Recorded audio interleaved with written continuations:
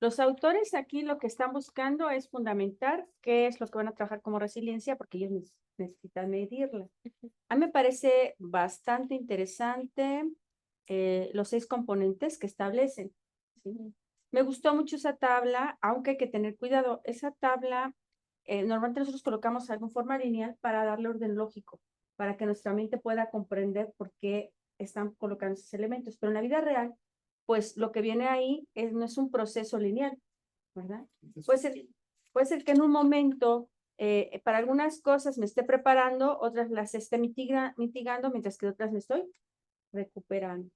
¿Sí? Porque normalmente los eventos tienen efectos también multidimensionales. Es más, los eventos son multidimensionales. Recuerden que vimos la fenomenología en primero de clases, ¿no? Cuando yo paso una experiencia, lo que yo hago es que capturo y recuerdo, memorizo y luego modifico y comunico a terceros lo que a mí me llamó la atención en función de mis propios ¿qué? Antecedentes. ¿Sí? Entonces, poder estudiar cómo se prepara un individuo o un ser vivo, cómo mitiga, cómo responde y cómo se recupera, pues no está lineal. Vamos a entenderlo linealmente. Para eso está, para que nosotros digamos, pues sí lleva lógica, ¿no? Con estos elementos. Pero buscar un fenómeno donde podamos verlo así, pues podríamos hacerlo, pero estamos dejando cosas atrás o adelante que también podrían ser importantes o pueden ser factores claves de lo que pasó. ¿Ok? Muy bien. Ahora, aquí dice algo muy interesante, ¿no? Habla acerca de la resistencia y la anticipación. Lo importante aquí es que realmente nos anticipamos o es más bien algo instintivo. Pienso que cuando se habla de manera individual, no nos anticipamos. Es algo instintivo. Y cuando hablamos de un individuo, no siempre se resiste. Hay veces que la mejor forma de ser resiliente es dejándote llevar por las cosas, ¿sí? Vamos a poner los ejemplos, ¿no? Los purépechas. Los purépechas son una población que ha mantenido hasta el día de hoy muchas de sus tradiciones y se mantienen casi intactos porque se dejan llevar, aunque sea contradictorio. ¿Sí? O sea, ellos han, desde el principio, buscaron insertarse en el sistema económico. ¿Vamos bien? Si ellos hubieran resistido, probablemente habría pasado lo que con otros grupos, ¿verdad? Rápidamente hubiera venido el mestizaje, ¿sí? Habría venido la subordinación a otra autoridad y bueno, sus localidades serían menos conocidas porque estarían ya fusionadas o estarían diluidas, ¿sí? Entonces no siempre es la resistencia y a veces pienso que si me resisto no me destruyen, pero muchas veces la resistencia da rigidez y el impacto termina destruyendo eso que quiero conservar. Eso es lo que quizá los autores están pasando por alto, ¿no? No siempre va la resistencia de la mano. Y ahí tendríamos que discutirlo, ¿no? Y es donde entra lo que tú decías de la vulnerabilidad. Porque alguien que es vulnerable probablemente puede ser más resiliente porque reconoce su vulnerabilidad y más bien busca adaptarse. Cuando tú aceptas que eres vulnerable, es más fácil que te adaptes. La liebre y la tortuga. La parábola esta que siempre tenemos, ¿no? La liebre reconoció sus fortalezas, pero no sus debilidades. Y por eso no supo ser resiliente y pierde.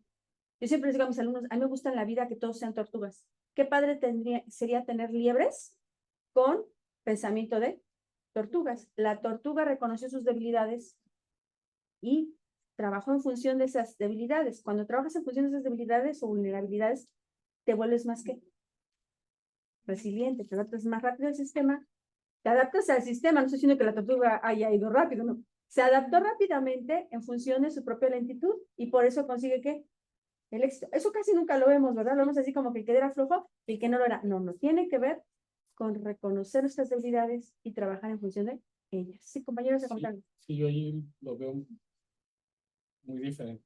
Sí, bueno, ahorita que termine, comentas, ve anotando para que ahorita tú comentes lo tuyo, ¿vale?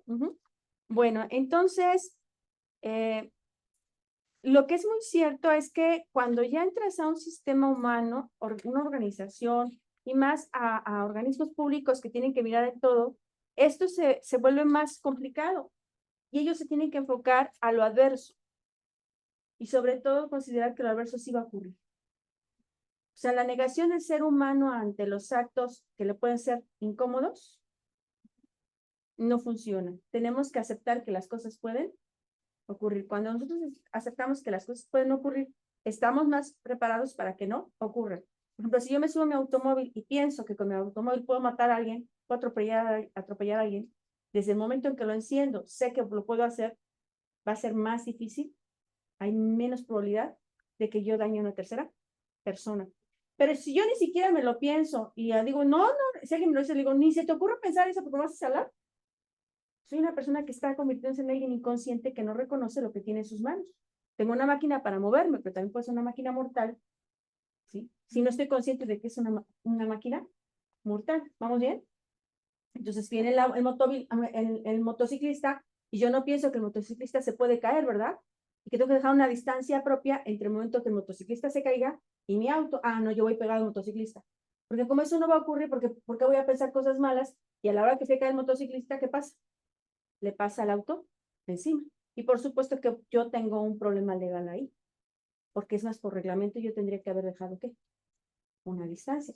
No necesito conocer el reglamento cuando reconozco mis propias vulnerabilidades y reconozco las cosas adversas que pueden pasar.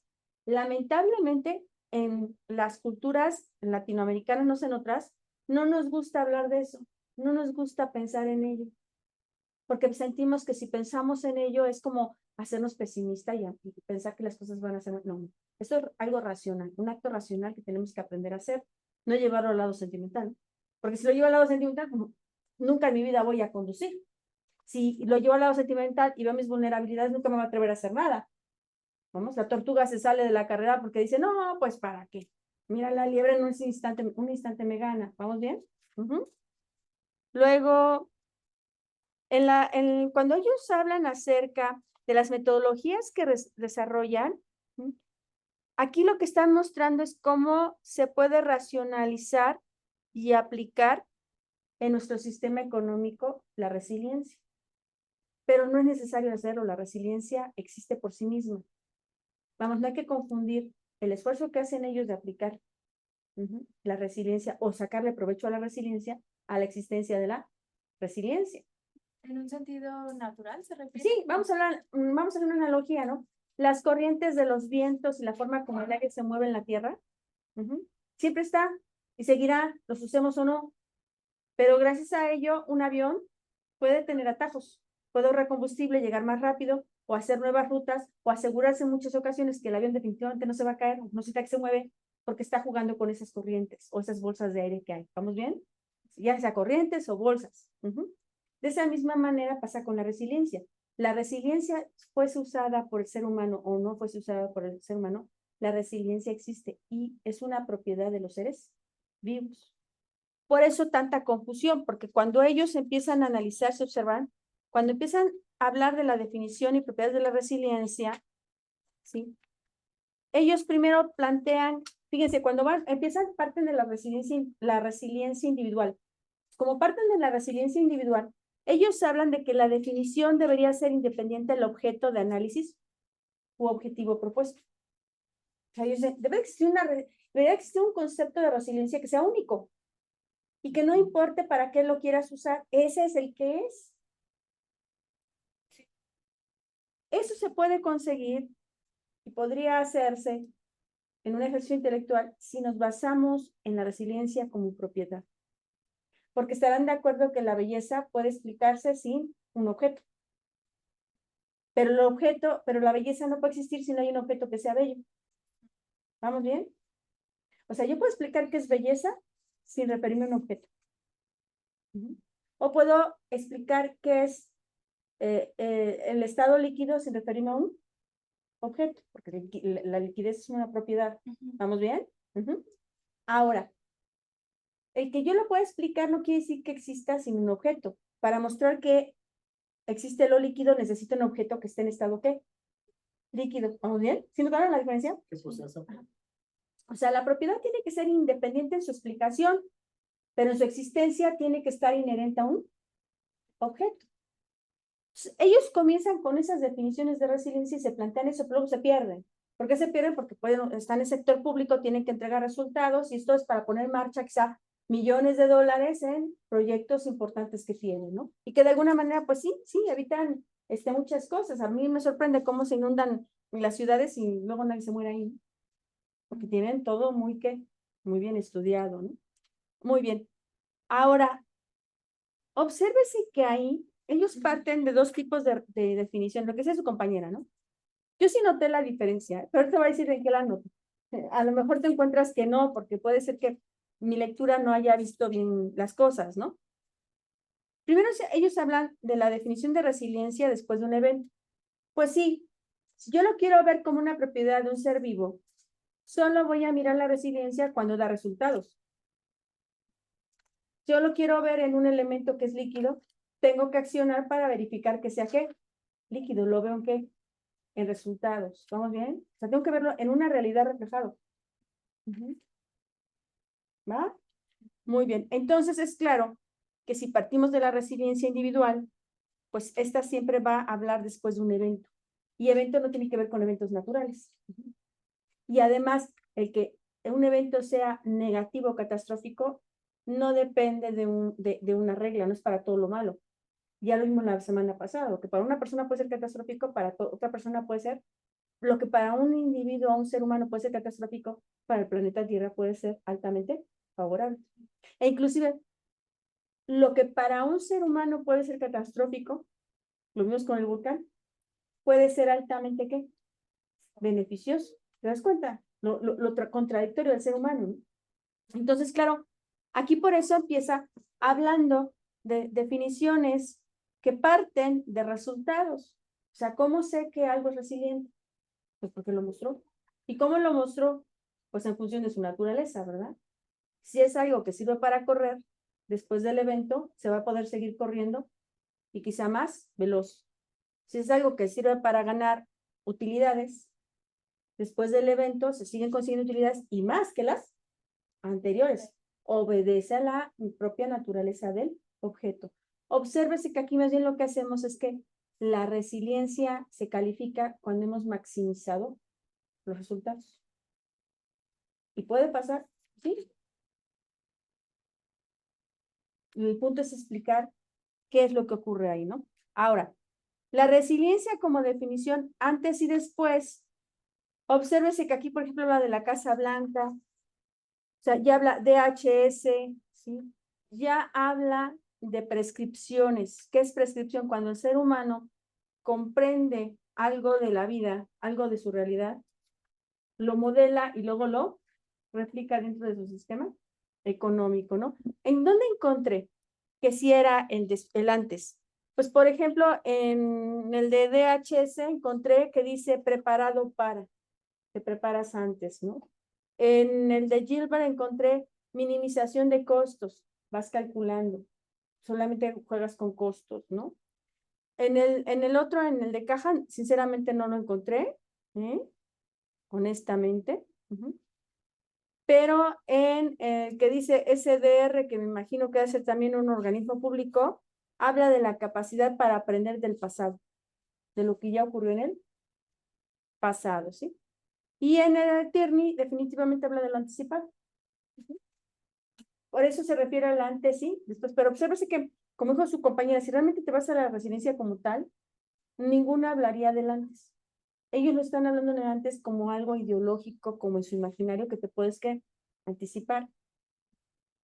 Pero si partimos realmente de lo que es la resiliencia, en la resiliencia no te puedes anticipar.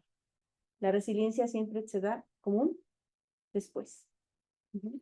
Si una mujer está embarazada, pues no puedes decir el niño va a estar hermoso. Bueno, si te gustan los neonatos, todos son bellos, ¿no? Pero solo hasta que ves al niño, se puede decir si es bello o no es bello. Y con todo es algo subjetivo, porque lo que para una comunidad puede ser belleza, para otra puede ser absolutamente fealdad. O lo que en una época puede ser bello, en otra época puede ser feo y rechazado. ¿Notaron? O sea, siempre la resiliencia nos va a traer esa parte subjetiva. ¿Es claro o no es claro eso? Sí, pero entonces en la naturaleza, digamos que este sentido de anticipación no sería parte de la resiliencia. Yo creo que la anticipación que además se da en estado instintivo y en la búsqueda del equilibrio tiene que ver con el otro tipo de mecanismos. ¿Sí? Tiene que ver, no tiene que ver con resiliencia propiamente, tiene que ver con la homeostasis, que es la capacidad del organismo de mantener un equilibrio con el entorno. Es que ahorita me vino la idea, por ejemplo, que la evolución en sí Ujú. misma es un tipo de resiliencia, ¿no? Y de alguna manera tiene cierta anticipación porque está previendo que el futuro va a tener cierta tendencia y entonces se va adaptando. ¿No sería ese un tipo No, de no, resiliencia? porque resiliencia no cambia el órgano como tal. Sí, o sea, a ver, aquí, por ejemplo, cuando tú hablas de homeostasis, se refiere al equilibrio que tiene el individuo con el medio ambiente, ¿sí? Cuando, que es la parte donde dice equilibrio, ¿se acuerdan que dice equilibrio, no? Ahí no está lo de resiliencia. La resiliencia está acá abajo como adyacente. Ve tu gráfica. Ujú. O sea, yo puedo tener baja resiliencia y con todo alcanzar que el equilibrio nuevamente. El punto es, y donde ellos dicen, ¿hasta qué grado yo puedo medir otros factores que digan que aquí estoy mucho mejor que lo que estaba acá? ¿Eso tiene que ver con qué? Con resiliencia. O sea, yo caminaba, hoy sigo caminando, pero ahora es más difícil que me vuelva a lastimar un pie. Porque, no sé, es un ejemplo, una tontera, ¿no? Que estoy poniendo, ¿no? ¿Por qué? Porque, bueno, se hicieron mis músculos más resistentes, ¿no? Hubo un aprendizaje, una memoria por parte de ellos, y ahora es más difícil que yo me caiga de esa manera. Ujú. A ver, ahí eso fue una pregunta que también me surgió porque sí vi que durante diferentes partes de la lectura, nada más que no lo mencioné porque estaba segura de Sí, ello, pero que mencionaba que justamente después del evento se supone que las condiciones, lo ideal sería que mejoraran. O sea, no solo que regresaran a como estaban antes, sino que mejoraran. Entonces, ¿la resiliencia tiene que ver siempre claro, con una sí. mejora? Tiene que ver con una mejora. Si no, lo que tienes es homeostasis. La homeostasis es un principio individual que también se traslapa a los sistemas y tiene que ver con el equilibrio que alcanzas con el entorno. Lo que te hace resiliente es cuando se califica que tu situación de ahora es mucho mejor a la que tenías anteriormente. Y eso es lo que ellos quieren medir, o sea, que las situaciones sean mejores Así que es, las de antes. así es. ¿Por qué razón? Porque solamente con eso garantizas un impacto positivo a largo plazo, ¿sí?